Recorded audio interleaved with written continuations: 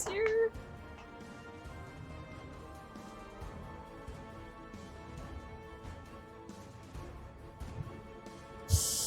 The countdown. We finally got it.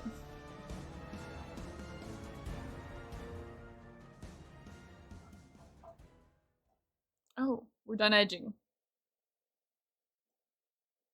What follows light and shadow is silence. That silence breaks. Feet. I am summoning you as a new age begins.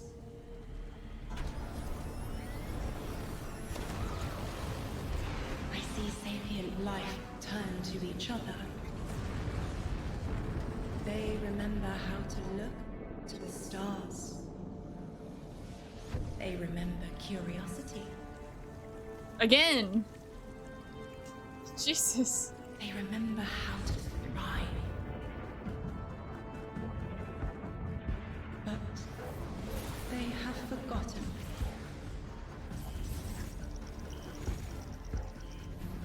They forgot we were here long before the Traveler.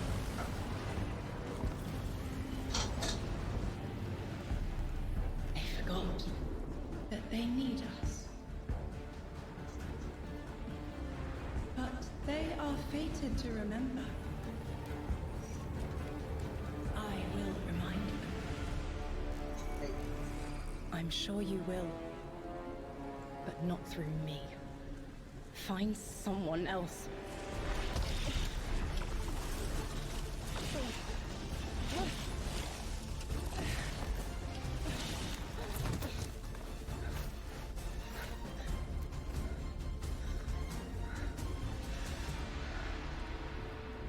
My will is my own. Oh. Her feet got covered.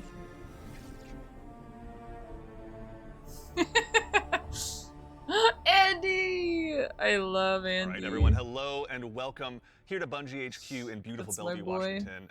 We have got an amazing stream lined up for you to tell you a little bit about the Edge of Fate and the future of Destiny 2 as well. My name's Andy. I work on the social media team here, but no need to worry. As always, I am joined by some of my amazing colleagues here at Bungie to share some of the finer details of the stuff that we're going to be getting into today. So, how about we go ahead and get into it so we can show you what we got. Starting first with this gentleman on my right and to your left is someone that you've probably seen if you've tuned into our streams before or Vidocs, the one and only Mr. Robbie Stevens, Assistant Game Director here at Bungie. How you doing? I'm doing great, Andy. It's always a pleasure to spend a day with you. Yeah, it's been a nice time. So honestly, real. hasn't it? Yeah, Yes, well, always. to that end as well, for anyone that doesn't get to hang out as much as we do, can you tell everyone at home a little bit about yourself and what you do here? Yeah, sure. So I'm one of the creative and game directors for the game. So that means like I'm a vision holder and I work across the entire Destiny team with people like Allison and Dylan on the couch here to chart a new course for Destiny and a new future for the game. And just incredibly excited to be sharing with everyone today of what we've been up to. Yeah, can't wait. We've got a big show ahead, so thank you for being here. Yeah, of course. And of course, as we move, pardon me, right on down the line, someone who again has also had the good opportunity to join us on these streams as well, and is now firing some finger guns like a pro. Destiny's narrative director, the one and only Allison Lures. Allison, hello. how's it going? It's going so good. I'm here on a couch and I get to yell about Destiny with you. So Not it's a bad good day. Yeah, honestly, I'll take that anytime I can. Well, Same. for anyone who also hasn't had a chance to yell on couches about Destiny with us or hasn't joined us in the past, do you mind telling us a little bit about yourself? Sure. So my name is Allison. I'm the narrative director for Destiny 2. And so that means it's the job of me and my team to make you laugh and make you cry and make you go, whoa, I totally forgot about this thing from 8 years ago. How did they remember? It's because we're good at our jobs. It's true. So there you go. As someone who gets to sit in on the writers' rooms, I can now doubly confirm that. So thank We you love for being having you here. there. I do cry. No, seriously, thank you so much. And of course, as we move right on down the line, the gentleman there at the very end of the couch, someone who is a friend to all Guardian kind, who's known far and wide, a member of the Destiny Global Comms team here at Bungie, Mr. Dylan Gaffner. How's it going, Dylan? It's going well. How are you, Andy? I'm doing so well. Thank you so much for Got to make sure to ask every time. I appreciate it. I need all the help I can get. Well, to anyone out there who may not have accosted you on the wild world of social media or is just somehow meeting you for the first time, do you mind telling us about what you do here at Bungie? My name is Dylan Gaffner, formerly community team, where we would go out, collect your feedback, translate it to the dev team, and then bring their information back to you, kind of be that middleman. Now I'm on global comms, so I'm going to be in more of like a puzzle piece organization stage of what do we talk about, when do we talk about it, why do we talk about it, and then just making sure we get the information out to all players. Yeah, well, we all appreciate it. Thank you for always being the voice of the player inside our hallowed halls. We appreciate it. Thank you. I love All right, seeing well, now that we've kids. kind of got the intros out of the way, let's talk about our new saga.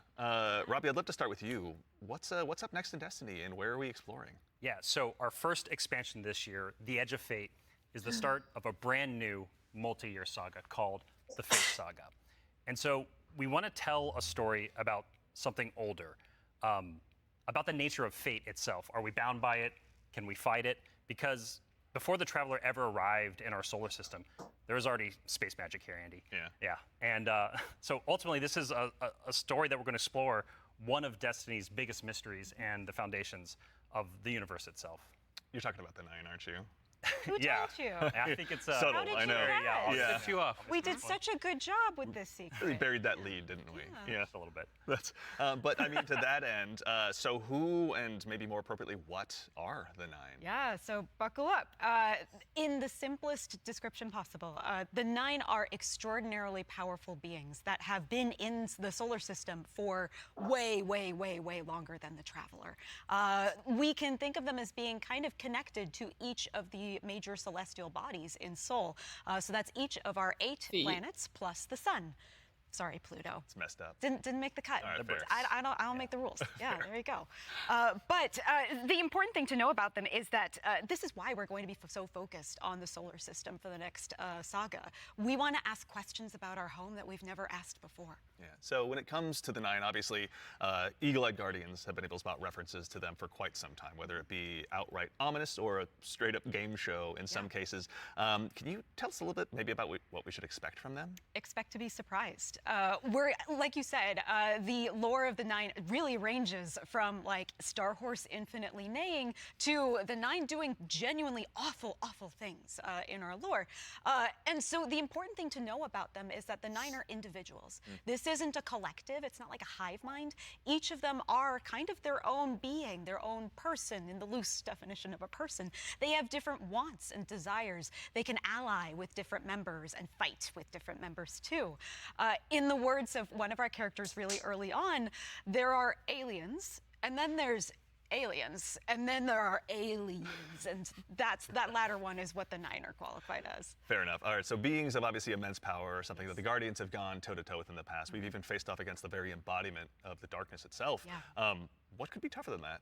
Yeah, so this is something that we think about a lot about, because ultimately the 9 seek to free themselves at no matter the cost to humanity. And because they're extra dimensional in the ways that Allison are describing, they're not bound by the same rules that we are, that we've really experienced before in the game today. And so humanity and the Guardians, to many of them, are ultimately just bugs that can be squashed on, that they don't really care or think about beyond, achieving their ultimate goals. So. Yeah, I mean, like, for the last 10 years, Guardians have really just been making their own fate. Yeah. I mean, so the 9 is challenging that. How are we going to deal with it? Yeah, whether we like it or not, the 9 have a plan for us. And like you said, Guardians are really good at making their own fate and going out and deciding who they want to be. But what happens when them deciding to make our own fate is exactly what our fate is? Like, what if that was the plan all along? These are extra-dimensional beings. That means they perceive our reality in a very different way and can interact with it in a very different way. It's like they're moving. I like how she explains things. Weird. What a reference. But you were mentioning, obviously, the Fate Saga is one of the subjects of today. How long can we expect the Fate Saga to last? Yeah, so the Fate Saga is going to play out over several years, and ultimately, we know where we're driving this car. We know where we're going with it. But the conclusion of the Edge of Fate itself is going to leave you with more questions than answers, and it's going to be the catalyst into this new multi-year saga. Because we really want to return Destiny to being a game about big questions, right? And so the way we think about this is about pouring jet fuel into the speculation engine of the game. So we're going to be revealing a lot of ideas, a lot of concepts, and many of them we're not going to be answering immediately, because we're going to be telling the story over multiple expansions, and we're going to be giving you those expansion beats more times than we have before in the past. And so the Year of Prophecy kicks off with the Fate Saga, and with it, humanity is now set on a collision course with this celestial pantheon of the system that has been here for a very, very long time. And so the Edge of Fate launches on July 15th. And then the second expansion of our Year of Prophecy is Renegades, which comes this winter. And then later in 2026, we've got Shattered Cycle and The Alchemist. It's a lot of stuff. Yeah. A lot of exciting beats. And so again, the Edge of Fate is just the beginning of this long journey of this awesome vehicle we're all jumping into and driving together, and it's going to take us to some new places. That's exciting. So July with regards to 15th. the Edge of Fate right here in front of us, you were also nice enough to bring the class something today. You've got some gameplay with you, Oh right? yeah, we got some clips. Oh, yeah. Yeah, we should Show show those us. off. It's a doozy. Let's check it I out. like the present. Let's check it out. Ooh, bus. It's probably me driving that. Connect, conceal. Guardian, I had a vision. Conform, comply, return. They just wanted to show us disasters. Observe, connect, conceal. I'm Don't feel. not human anymore. Return, conform, comply. No one else should know what this feels like.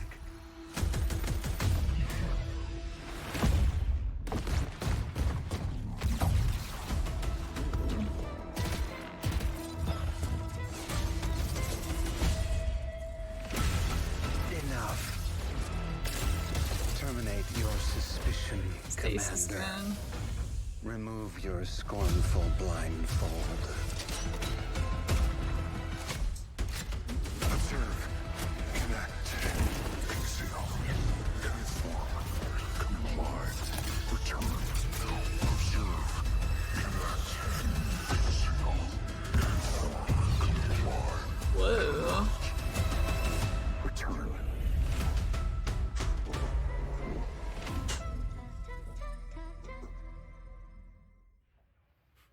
They always know how to make a trailer. All right, that gives us an awful lot to go ahead and continue to Yeah, dive the ball into. of light gun. And here to help us go ahead and explore a little bit more of it, everyone, you probably noticed we've been joined by someone new here on the couch.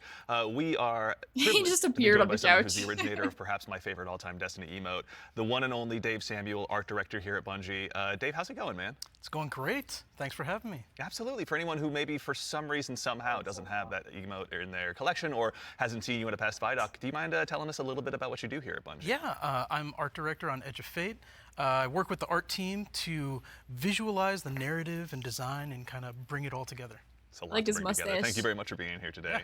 So with the Edge of Fate, it's obviously the first expansion in the Fate saga. Allison, I'd love to start with you, actually. What can you tell us about the Edge of Fate? The Edge of Fate begins with an invitation, and we are invited, along with a very specific group of people, to a location, to a moment in time, for a very specific reason. Very specific purpose. Very specific reason and purpose, yes. And the place that we're going to is called Kepler. And so you may be saying, now Allison, hold Kepler. on, hold your horses You read my 1 mind. second, Yeah. because the Kepler I know is the one that's way outside of our galaxy. What do you mean we're going to Kepler? And I say, like, dear friend, didn't you know if you look inside in Destiny's universe, the Oort cloud at the edge of the solar system, you'll find a little planetoid that also happens to be named Kepler here in the world of Destiny. And that's where we're going, to Kepler. Super exciting. And this is kind of a, Robbie, we were talking kind of before the show, this is like the like a first taste of something new, right? Yeah, so what you're seeing here is us just trying something new. We're expanding the universe of Destiny, creating new mysteries to uncover. This whole destination is about exploring a labyrinthian world that New took inspirations from things like place. Dreaming City, exotic missions, dungeons, and it's wrapping it all through a Metroidvania expired experience. And so at the heart of all of this, at the heart of the Edge of Fate, is a player-driven exploration and discovery of an exotic world with brand new abilities. So actually to even just maybe dig a little bit deeper, like how is the Edge of Fate going to be different from past expansions that we've made for Destiny? Yeah, so at the global scale, when we're thinking about expansions and the Year of Prophecy and the formula of Destiny expansions going forward, first off, we're doing 2 expansions a year instead of just 1. And think of each of these expansions as a little bigger than something like a Rise of Iron from D1. And so both of these Double expansions combined expansions. are going to be even more expansion content than we've done in the past. And by delivering 2 of these a year, we're upping the pace of major world and story events that really matter to players and are going to be pushing the Fate saga forward. And so we're trying radical new things with each of these expansions. And so alongside this new destination of What about Heavy Kepler, Ember? this exotic world that players will explore with brand new abilities, we also have world tiers. And world tiers allow you to take on a higher level of challenge on the special and destination heavy in order bars. to extract some of the best loot within the So you just release. get But ammo. What's cool about world tiers is as you play through the mainline story and you play through the first couple of world tiers, you're going to unlock Like a later ammo world tiers. transmat. And as you're claiming these abilities, as you're exploring the world more, as you're discovering more within the release, you're putting these puzzle pieces together and you're figuring out how to solve all the mysteries on Kepler with different ways. And so you might play a puzzle in one way, a mission in one way, and when you're in these higher world tiers in the post game, you can start to solve these problems in different ways that you couldn't before in the original playthrough. And so alongside all of this, we're also going to have a ton of quest content that we're rethinking about how we use within the game. And so on Kepler, there's some non-linearity within the destination itself. And so with a lot of our side quest content that is related to the critical path, but you don't have to play it. It's there for you to explore. It's driven by your discovery of the world. You're out in the field, you discover something and you pick it up, and that's going to help you explore the characters in the world of Kepler more and go deeper on that story. And so, yeah, again, this is all about us just looking at the formulas that we've been building in Destiny over the last 10 years. And some of them are really strong, but they're due for some experimentation and some What is radical that changes. ball? And so that's what you're seeing here with the Where's the first taste of ball? the Edge of Fate. Very cool. Yeah. I love everything you just said. I was a little distracted by some of the gameplay we were showing, like exotic sniper rifle. I Time to think I pop saw. balls Kind of in the recognize that. crucible. Some enemies with a couple Unless really it's cool just twists. the planet like- exclusive. Okay. Yeah. But then also there was a guardian that turned into like a lightning ball. Oh, they're talking about the balls. So, so there's multiple new abilities that your players are going to be able to discover on Kepler. That's going to make them On navigate Kepler. and look at the world in different ways. But the one you're talking about, Dylan, we see it as our premier ability, the crown jewel of the release, and that's called Matter Spark. And Dave has joined us, and he's helps us take the vision of the Spark. narrative and the design and the art and smush it together in amazing experiences. And so I think Dave should talk to us more about Matter Yeah, Spark. please. Yeah.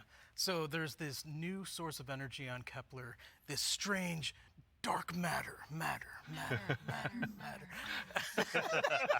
So the Guardian binds itself to the dark matter using the arc powers within. You can think of the dark matter as like a medium, and the arc as this catalyst that pretty will long. allow you to completely change form. Transforming into Matter Spark lets you squeeze into tight areas, race around areas, jump over stuff. It looks and it also like allows Sonic. you It looks to fun. turn into this basically electric rolling ball of death, jolting and shocking enemies that come across your path. So obviously, one big part movement, one big part combat, but I mean, even just in addition to that, to look a little bit, wider, like how did the Matter Spark Ball kind of influence the world that we're going to be inhabiting? Yeah, the team really had to rethink what it means to build a destination No, with these yeah. abilities in Yeah. mind. A simple hill becomes a ramp to get to a new space. A crack in the wall, it basically will reveal a whole new area to explore. It's also a new way to engage with enemies. Instead of taking a bunch of enemies head on, you can find a Matter Spark pad, transform, turn into this electric ball of death, and then just like start racing around the Matter arena, Spark. Okay, yes, dash you over grabbed their it. heads, and flank from behind, and then Use really good sound effects. give Yeah. the, House of Exile on Kepler a bad day.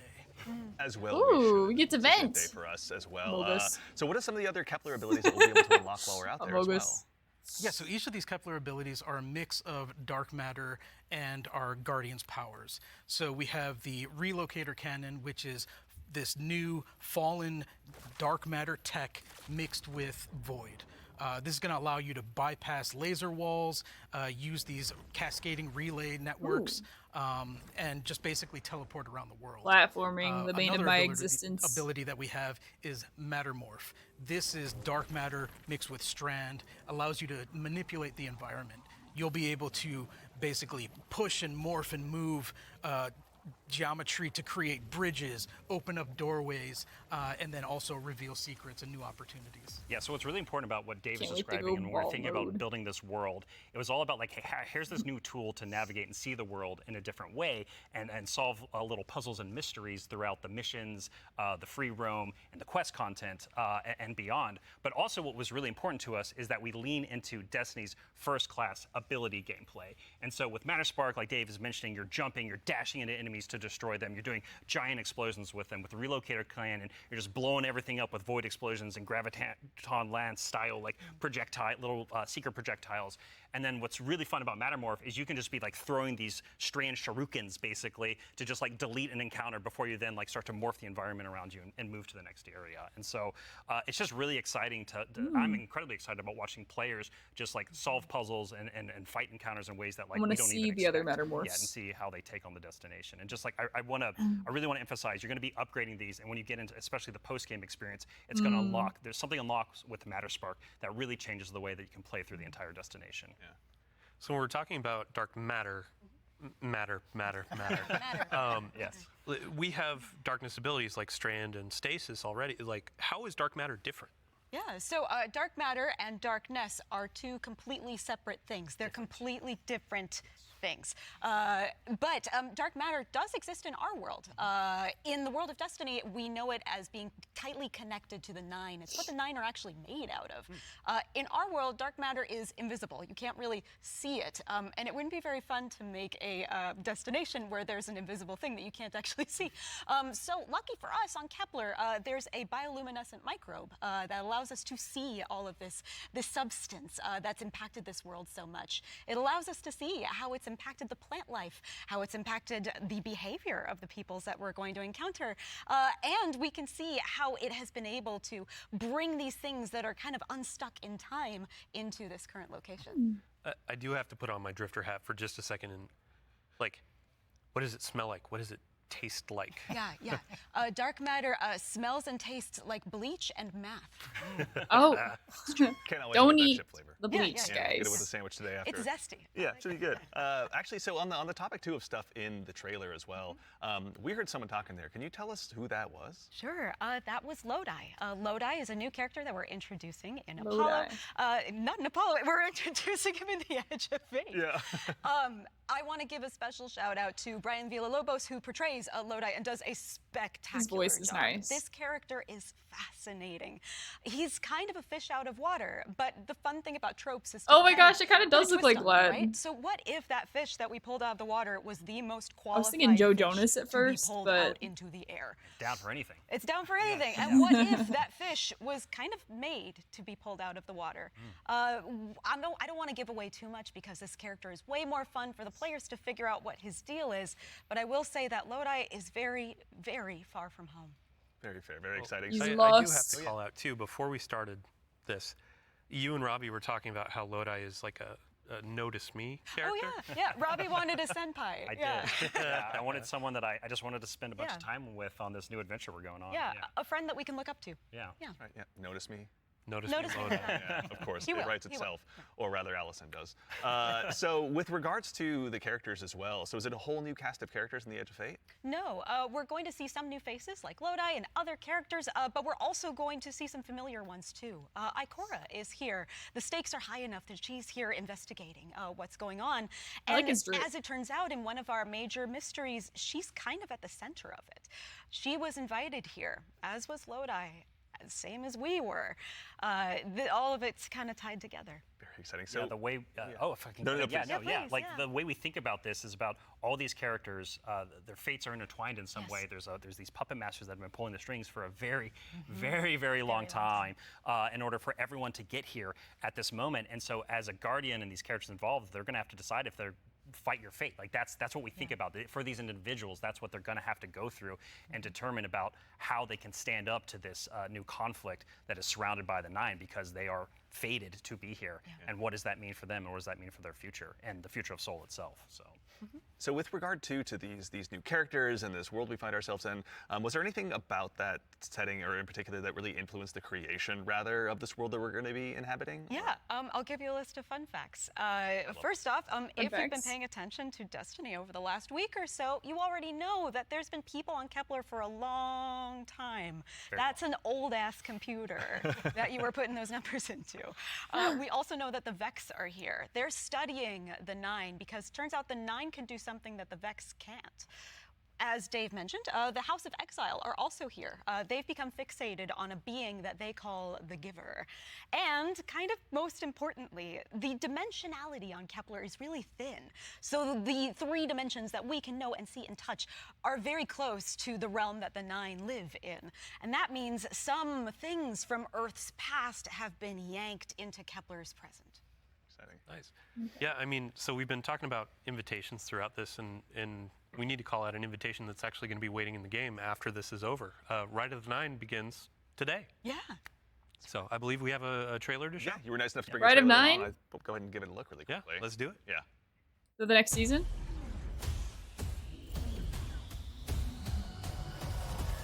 Oh, 30th anniversary type style stuff.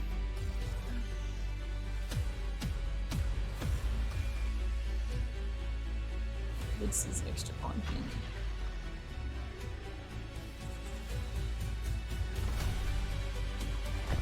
No, I don't want to increase enemies on Eternity. I'm good.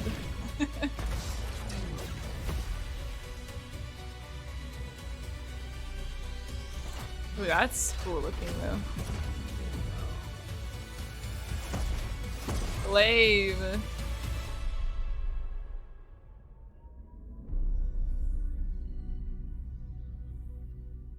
Ooh. All right, so that's Rite of the Nine, which is our essential prologue story for the Edge of Fate. And these 3 dungeons that are featured in this event are free for all players starting today. And so what's really important about this is that these dungeons are both for veteran dungeon crawlers, hardcore raiders, people who've been in these places a lot, but also new guardians who have never stepped into a dungeon before, right? What was really important for us when we were developing Rite of the Nine was that we were changing the formula on how we can think about how we can welcome even more people into these experiences. And so you're going to be able to go in solo, buffed up, and explore a dungeon by yourself, or go in match made with other fire team members shoulder to shoulder for the very first time. But don't worry, because we also have that higher level challenge for our veteran, our hardcore dungeon crawlers, where you're going to be able to earn the best possible loot, exclusive rewards, and also an exclusive title as part of Rites of the Nine. What's also really important about this event for being a prologue for the Edge of Fate is that it really reintroduces the emissary into the game, and you're going to learn why her job is pretty crappy and why she quits at the top of the Edge of Fate, like we saw at the beginning of this show. And so, Andy, we've been talking a bunch about how our Destiny expansions are changing the formula for Destiny going forward. So now I think it's time for us to start talking about how the core hobby of Destiny is changing going forward. The day-to-day of playing There's a Destiny. new guy on the week-over-week couch. Where'd he experience. come We've from? got someone else on the couch here. Yeah, to that talk just about came that. out of Expert nowhere. in that very subject now, who has gone ahead and joined us on the couch.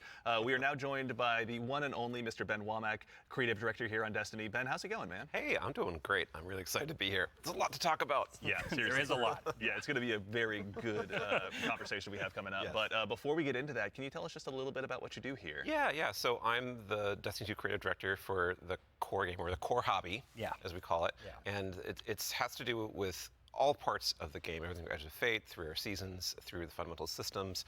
And in particular, like Rob was saying, I've been focusing on thinking about the kind of building blocks of Destiny 2 and getting those not only stood up, but also transformed and iterated on in some really exciting new places. Nice. Well, let's go ahead and just start at the top. Can you tell us a little bit about what the core formula of Destiny is changing and why? Yes. So I think I need to start with the why first, because it's important to think about what is Destiny, what is great about Destiny. And Destiny is best when you have awesome chases that you're excited about, you have really cool, powerful builds to make, and there's a mountain to climb that's right in front of you that you want to climb. You're like, I want that mountain, it looks pretty cool.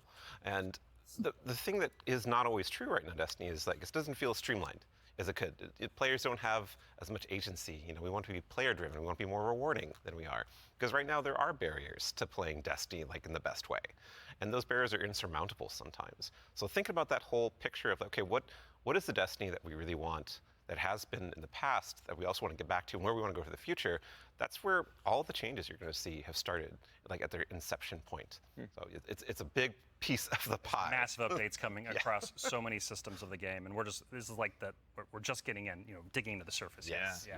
I mean, to that same end, then, how are we making it easier? Pardon me, to go ahead and just get straight into the fun. Oh no, let's do it, because that's exactly what we want to do. And the first thing you're going to see when you log into Destiny with Edge of Fate, you're going to log in your character and see your ship in orbit. It's going to say, it's not going to say Open Director. It's going to say Open Portal.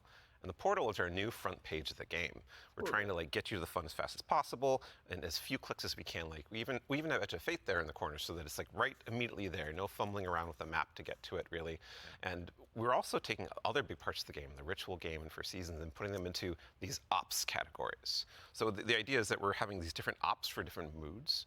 We're having solo ops. We have a bunch of fire team ops. We have pinnacle ops, and of course we have crucible ops. Still super important for the game. Yeah.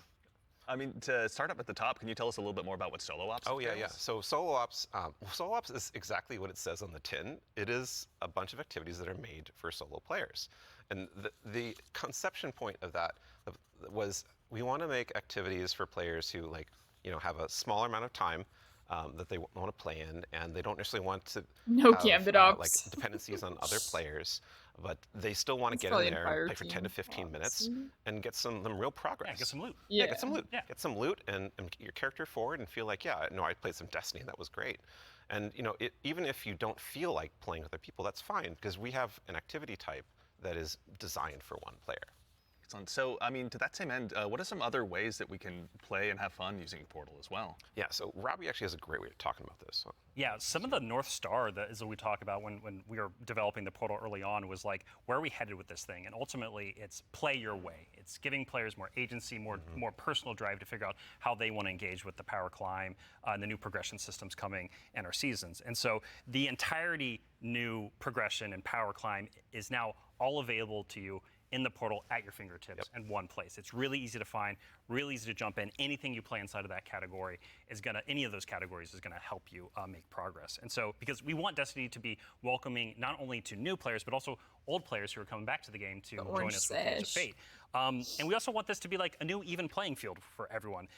And so, as part of this is a commitment from us. Warlocks always get so shit on with their helmets. Seasonal content we're building, that we're going to be continually investing in this, right? We're going to be continually updating this over time for years to come. And so, you're asking me directly, what else is there to do? Yeah. Ben mentioned solo ops. We also have the fire team ops and pinnacle ops. Both of these are more around playing with other fire team members, I like the shoulder to pinnacle shoulder, ops. where fire So team you, ops are more quicker sessions. There are some longer form things in it too, but then pinnacle ops are more about those really long form or more the UI challenging looks kind of focused activity. could be an adjustment activities for sure. exotic missions, for instance. And so, and then the one thing we haven't talked about yet very deeply, but is incredibly important, and it's something that I think we've done for the first time ever, or maybe since early D1. It's kind of a return to form. in a lot of ways. You're going to be able to experience the entirety of the power climb within Crucible Ops by playing PvP. Right? Heck so this means if you want to be sweaty, Andy, which I know you, Dylan, too. I know you're that way, right? I know both of y'all. If you want to put the sweatbands on, you're going to be able to play the entire experience in the season here and earn some of the highest tier loot that's also available in the game. Speaking my language. This is super exciting because my player type or other folks out in the community, they want to go in, they want to jam on PvP, but then their friends invite them to do a dungeon or a higher tier activity, and they're like, oh wait, I need to grind a long time to get up to power. Now through PvP, they can get up to power, and you can just bring them into that PvE experience and have a fun time with each other. Yeah. So. That's honestly how I like that change. That's really looking good. forward to that. So it sounds like the core, obviously, of what you guys are talking about, play the way you want to play. Is at the center of all of it. What if I really want to challenge myself, push myself? Oh yeah. Oh yeah. That's important to us. Yeah. So, That's important to us. Well, death, but also success. Yes, and that's true. from it. That's true. Yeah. Yeah, and so we really want to give agency. That's one of the things. Player agency, player driven towards loot and challenge. And so we have a really hugely expanded activity customization system. We have a lot more difficulty levels, and we have a ton of new modifiers. We have 50 new modifiers along with all the old modifiers that we've released in the past that are going to make this big curated web of options for you to experience any of the PvE content in the curator. And so, like, we have Banes, not just old Banes that we have, but new Banes as well. We also have boons to help you like get advantages in your activities and for your build. We have challenges and trade-offs. Yeah. And the fun part is you're going to get these different combinations that are available. That's crazy. And you're going to then make a mix that's actually going to change the way you play and be pretty interesting. Sometimes the way you prefer you play. More challenge like, there's a content. new That's pretty boon nice, called actually. Grappler that I personally love. It's kind of my preferred way to play, where they give you 3 grapple grenades replacing your current grenade. You can't do the melee, but they recharge super fast. So any build you want, you could now Spider-Man around any map. It's actually super fun. It's so fun. Yeah, and I mean, like, what's at the heart of what Ben is talking about is what we kind of call the virtuous cycle, right? Where you're going to be crafting your build, tinkering with the activity, looking at like how you can earn a higher tier of reward by taking on higher challenge. And as you earn better loot, you're looking towards that next mountain to climb just ahead of you all the time. And so this is really about how far you want to push yourself upwards within the portal itself. But also, we also are thinking about the people, and that's the depth, right? That's the depth of the challenge that we're talking about. That's also, but we're also thinking about the people who don't have as much time to play with like solo ops, and also if you're scared of modifiers or you're scared of customizing these activities. Or you just don't feel like doing it. Yeah, that's a great way to describe it. Thank you. We have a bunch of quick play options, right, Ben? Yeah, quick play options, and we actually have matchmaking and fire team ops. And we have fire team finder, and so you're able to like really choose kind of what you're in the mood for. Oh yeah, we technically have matchmaking across every activity that exists. Except for solo ops, because that's solo. Right. But yes, otherwise, but in the fire teams and pinnacle ops, it's everything. Yeah, you'll have options to play by yourself or with other people. Oh, actually, a really fun part is you can play a strike by yourself as hard as you want it to now, true, which is really fun. Yeah. Well, you're talking about like That's all really cool. the different boons and combinations. I think at one point you were saying around 50 or something like that. Those 50 new apply. ones. 50 new ones. Yeah. So it's like you can take those into solo ops. Like we're talking about this being kind of leisurely, bite-sized. So you don't have activity, to have but random if you want to take blueberries it if and say, you I don't want want Weenie to. Hut Junior, I want like esoteric level solo hardest thing in the world. Like you can kind of customize and do that. That is a Do W it change. from the very start if you really want to. Yeah. And Depends on how deep you want to go. Yeah. Really. yeah, and the point is that you're going to like stretch that far, and we want the reward to feel like worthwhile. Yeah. Yeah, you want to feel like as you're pushing yourself, you are rewarded for it. That is something that's really important to the vision here for the portal. Yeah. Rewards, huh? Rewards. Looks like There a are whisper lot of behind rewards, them. aren't there? It's funny you mentioned it. Yeah, we've got Banes, boons, There's this one. modifiers, but let's talk about gear for a little bit here. Yeah. What's changing about loot and why should Guardians care? Yeah, so like talking about chases and mountains and builds, like gear's at the center of all of that. And we actually have 2 giant gear changes. I'm gonna like put in 2 little buckets for us to talk about. The first one is Armor 3.0. And the next one is gear tiers. And so like talking about Armor 3.0 first, we are probably making the biggest change ever since Shadowkeep It's around huge. the system. It's yeah, enormous. It's a huge change. Yeah, so like we're adding set bonuses, which is a long requested feature Oh. for all the new armor that you're going to be able to get at Edge of Fate launch. And we're redoing all the stats on armor where they can now like exceed 100. Go beyond. Oh one. gosh. Go beyond 100 for extra bonuses. Yep. We're going to, every single piece of new legendary armor that drops is going to have all the energy filled in, so you can build crafting right away. And it's going to essentially like, there's more features actually that I could talk I feel like about. it's gonna be but I don't think harder I'm allowed to. Well, something that we can't talk about too, you mentioned gear tiers as well. Yeah. Let's talk about that a little bit. Yeah, so gear tiers are very exciting because every single legendary weapon and armor that you can get is going to have 5 gear tiers, starting from 1 going up to 5. And like we have a 5 gear tier 5 piece of legs armor on the screen right now, and you can see that like this is like looks really cool with iconography, but it also has a ton more stats. And oh look, what's that? Yeah, what's going on with the energy there? Yeah, the energy. Ben? Yeah, that energy says 11, and that's it's what goes to true. 11. Yep. It's not a typo. Like energy is going to 11 for higher tier armor. And so if you want that for your build crafting opportunities, it does like give you some new options you never had before.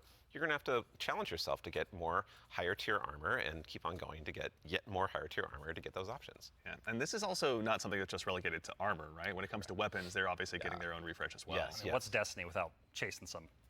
You read my mind. Yeah, I feel like that's a weapons lot are to part of the player digest. identity. You know, some people like have a gun that they love. You and got fashion, and then you have gunplay. that's right? true, though we do have fashion for your guns a bit now. Yeah, every build you have is obsolete. Because once you reach tier 5 for your legendary drops, you're going to be getting tier 5 weapons, and those have unique shader treatment. It's like essentially a completely different look that's going to Ooh, immediately identify that it looks to you cool. and others that this is the highest tier gear of this drop that you can get. It's going to show on the weapon. It's going to show on the icon. It's even going to show when you kill enemies with that weapon, because there's unique kill effects for tier 5 weapons that you can turn on or off if you don't want it. But your gameplay will like show that no, yeah, the weapon that is being used is like the highest tier you can get. Yeah, Giver's Blessing, which I think we have on screen So we right gotta now. regrind This is one of the everything. Kepler auto rifles, and I cannot put this thing down. And weapons, Yeah, seems when like, we're or playing maybe through some. the Edge of Fate right now, and it's what's really Okay, exciting new about it for weapons. me is that like when you see that tier 5 drop, like you know immediately that's better than like a tier 3 or tier 4 weapon that you have, right? And I think that's when we talk about making easier Yeah, it does seem Destiny like easier to just sunsetting. jump in, find the Or fun, current armor. make it accessible, but also create more depth. Yeah. You know, this is what we're thinking about. It's like how can we just make immediate, like you understand, like okay, this is probably better than the thing I have right now, depending on what gear tier it is. Yeah. I mean, that's a They didn't that's a good mention- example of how much time and effort is being put into these game systems to make them more like approachable. Change can be scary. There's a lot of change that's about to come to the game. We're Armor 3.0. We have so many new boons. We have a bunch of new stuff. And after 10 years of Destiny, this is going to flip some stuff on its head. So, I mean, we're going to have a bunch of blog content. We're going to have interviews with Robbie, with Ben, with more folks across the team that have been working on this. And then we'll also be elevating our creator community when they're creating guides, all that kind of stuff. It's going to be a fun time. But ultimately, a big shout out and thank you to all the folks that have been coming into our studio, giving feedback early on some of these systems so they can be more approachable. And we're looking forward to all the feedback that's going to be coming after launch too. Like this is again one of our first steps into something, and then the community and we are going to build something amazing. Yeah, and I can't stress enough how much feedback we've gotten from the community summits we've been running over the last year for the Edge of Fate, and just people reaching out to the community teams and others to us. Like your feedback is invaluable. So like seriously, like thank you so much. We're making this game together ultimately. Yeah, it's incredibly important part of the process. Like I don't think we would be able to make what we do without it. Yeah. Working with the community is obviously a core part. Dylan, huge thanks to you and your team, obviously, for helping to lead that charge. And in advance for the big blogs you get to write. And then also our social media team will go ahead and get out the door. So go ahead and give us a follow. I think, Ben, you were saying you wanted to try to break the record for longest twid? I'm more predicting we are. Yeah. So it's not about try, it's the state of things. It's going to be a multi-month journey as we head towards launch. So. Yeah, it'd be a good time.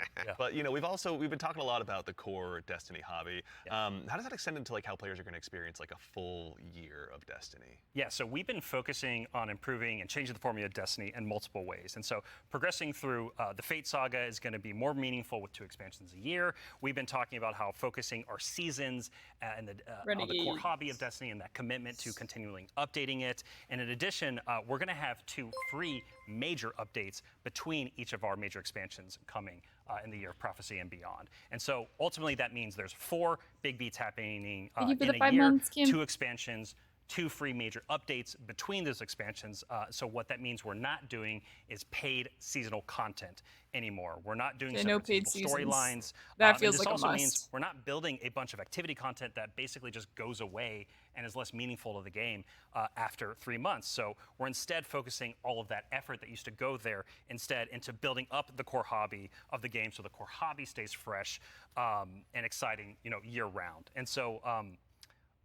ultimately, this Iron, means day no after more my paywalls birthday. for seasonal content, and also these major updates themselves that I'm signposting around right now. The size of them roughly and the inspiration for them we're thinking about is like Into the Light. Okay. So when you say like Into the Light, for folks that aren't out there, like what for a major update, how big is that? Like how do you encapsulate that? So when I say Into the Light, a lot of this is like the inspiration of what it was. And with Into the Light came a really cool theme that wrapped around all the new stuff we were building within it, but also a lot of the reprise stuff as well. And also, with it came Onslaught, a new type of activity. It came with reprised exotic missions and a rethinking of how we could do like a rad style event, a raid event with the Pantheon. Oh, and so Pantheon for our was first so major fun. update coming a few weeks after the Edge of Fate launches, we've got Ash and Iron.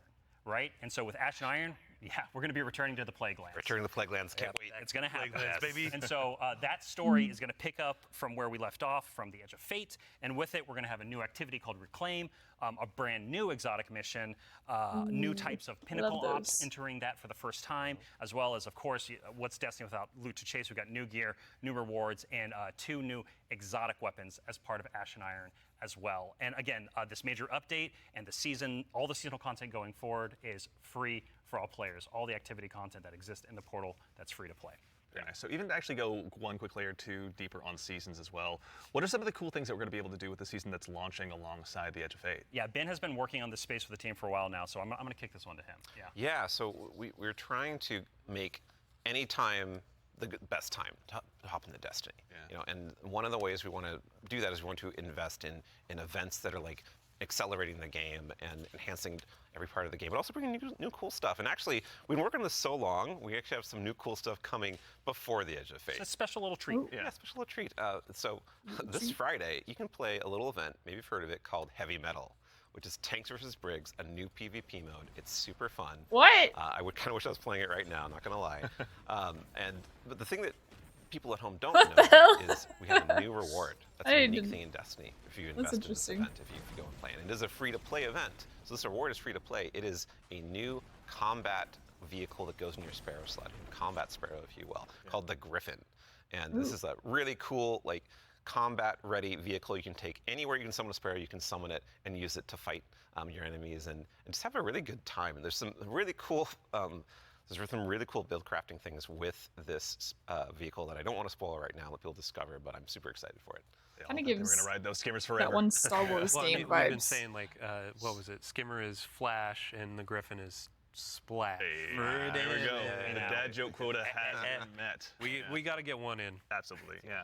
But that's all, right, Ben? Like, you've got more for us, don't you? Oh yeah. So like I just said, there's more events that we've been making. There's one that's going to happen right after the launch of Edge of Fate. It's called Arms Week, and it's a 1 week long event, and you're going to be focusing on one weapon archetype in Arms Week whenever it comes around. And this one is going to give you a new legendary weapon of that type. It's going to have some volatile mods that are there for the week that are going to be super interesting and fun to play with, and some focusing you can do. But there is a problem when you say this event is going to be about weapons and about using them. Yeah, you got to have a place to test all that out. Right. And so I mean, I've been doing that in EDZ this whole time. I don't know about the rest of you. Those poor dregs. Right? Yeah. But there is a new way now. We have a new feature, a long requested feature that is being added to the game with Arms Week. It is the shooting range. And the shooting range is being added to the tower. It is a now permanent addition to the game with the launch of Arms Week. We're not taking it away. And you can go there and you can try out everything in your kit, everything about your build.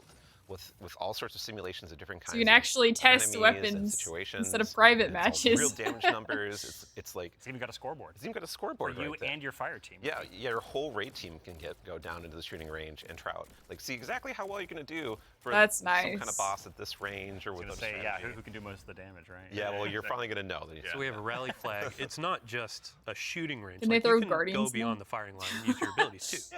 Yeah, you totally can. And you can do enemy types too. Even take in Prismatic and pop Transcendence and try that out. And, well, I think the reason why we're not seeing that right now is because it's a Titan. Yeah, it's a good soldier. Yeah. Standing on that firing line. Yeah, standing on the firing line. All about building that line and standing. Yeah, exactly. A lot of theory crafters are going to have to go ahead and have some upheavals to their Google Docs, I'm guessing. This will be a really good tool. Like, as we're adding all of these different systems with gear tiering and all that, you can go in and check those damage numbers in real time. Like, how do my stats change? How are these different gear bonuses going to affect my gameplay? You can see it in the tower now. Yeah. Yeah. And while we're talking about weapons. Oh, that's cool. Oh, yeah. Well, one more thing, right? Yeah, no, there's one more thing. I know you're excited. So, there's more events. Of course, there's more events. And the holiday events are coming up. Where Solstice is right around the corner. It's summertime, right? It's summertime. Summertime is Solstice time in Destiny 2. And Solstice has some really cool twists and such that we're planning, but I'm not going to talk about that right now. I want to show you all the new hollow foil treatment we have for Solstice weapons. So here we go. This is the hollow foil treatment for Solstice in 2025. It looks like a beach. It is. It's so good. It's amazing every time I look at it. Yeah. It is an ocean. And gun. the line, we put the ocean on a gun. How did we do that? It's beautiful. I love it. And any kind of weapon that drops for this event can have a hollow foil. Yeah, no so it matter could be what tier 1 or tier 3. Yeah, any exactly. weapon can have the hollow foil. Yeah, the tier 5 hollow foil. Ooh. Like that's gonna be a chase. Our other events will also have hollow foils. Yeah, like Arms Week you're talking about. Arms Week will have its own hollow foil treatment. Like every event, a major event we have will have a hollow foil treatment. The holidays will have their own kind of special one, but yeah, Arms Week will have their hollow foil drops that you can farm as well. Super exciting. No, it's going to be a good time. I'm going to have way too much stuff to chase down, so appreciate you guys putting all the hard work in, obviously, for that. But I believe we've got one more thing. Yeah, I mean, we've been talking a lot about, here are the free updates coming to Destiny, the portal, a bunch of different stuff, Edge of Fate. but we also have another expansion, and we need Allison back on the couch to talk about it. Yeah, Allison. She's the best one to talk Yeah, about. we've got something very exciting, and so once again, Allison, thank you for taking the time to join us today. We appreciate it. Of course. I'm so excited to be the one more thing. Yeah, it's a tradition around here, so we're glad that you could obviously go ahead and lead us into this one. But, you know, as Dylan mentioned, we've talked about the Edge of Fate, but this is the first year we're going to be doing 2 expansions over the course of a year. Can you tell us a little bit about Renegades? Yeah, so we're going to have a dedicated reveal for Renegades in September alongside our major update, Ashen Iron. But earlier we were talking about how sometimes our formulas can constrain us from experimenting and innovating. And so in that spirit, Renegades is going to be very different from the Edge of Fate. What I can tell you, and we'll talk plenty about it later, is that we're going to be experimenting and innovating with activities, with social mechanics, and more. But more importantly, I want to talk about our inspiration. And so I have to kind of tee it up first. So Renegades is going to be a Destiny, like definitively Destiny expansion. This is part of the Fate saga, and it's going to push it forward in important ways and introduce characters that we're going to spend time with for years to come. It is an essential Fate saga story. And it's an homage to a universe that has inspired Bungie from the start. It's a universe that all of us here on the couch grew up with, as well as everyone else at the studio and millions of you back at home too. It is a peanut butter and combination, a peanut butter and like chocolate combination inside of what we're making that could only be possible in the kind of world that we build here. And so I am absolutely thrilled to be able to give our first sneak peek at Destiny 2 Renegades. Let's take a look. Show us.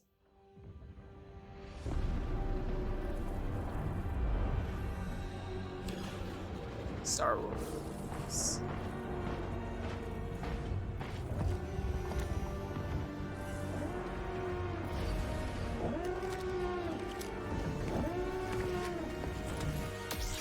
Yeah, I knew it. Somebody was on the nose and they said that looked like Star Wars font.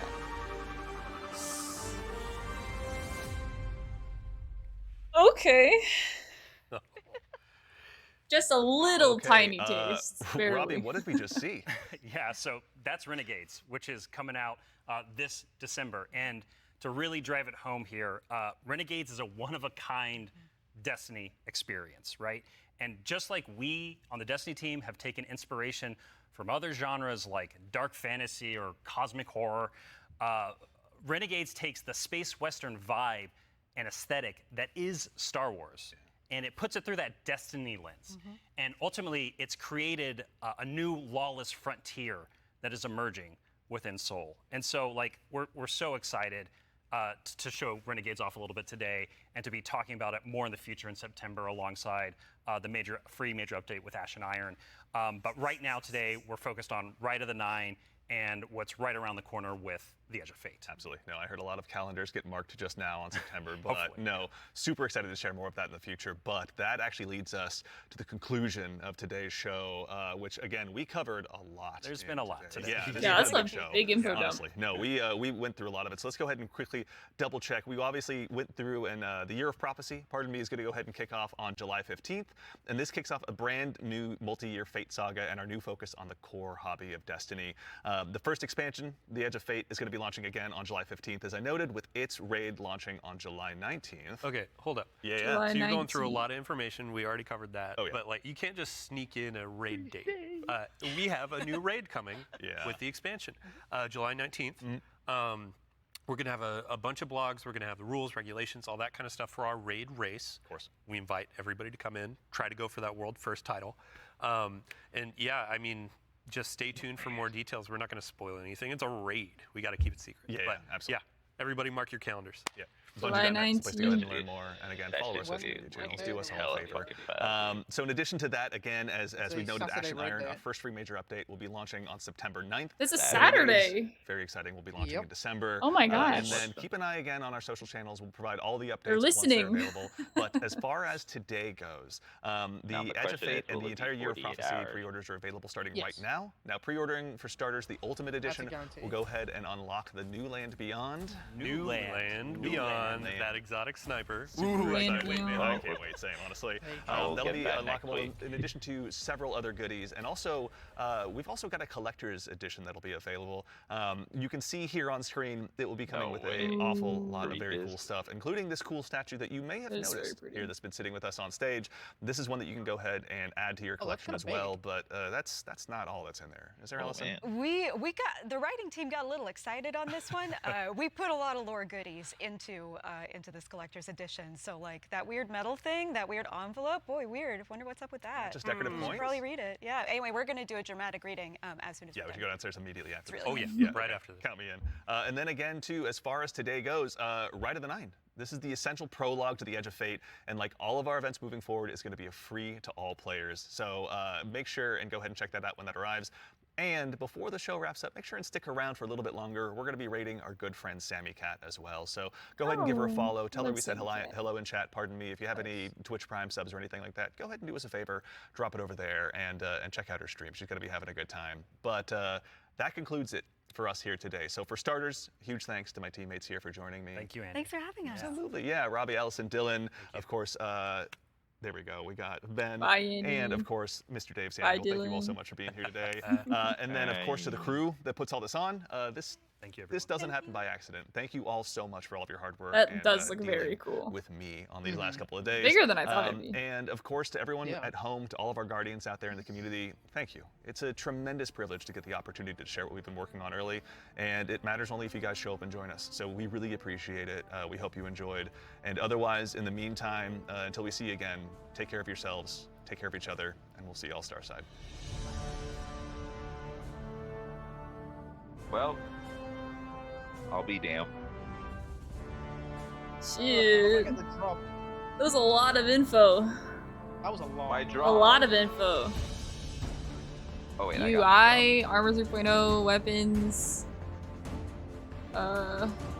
You can actually grind your light in Crucible, which I care a lot about.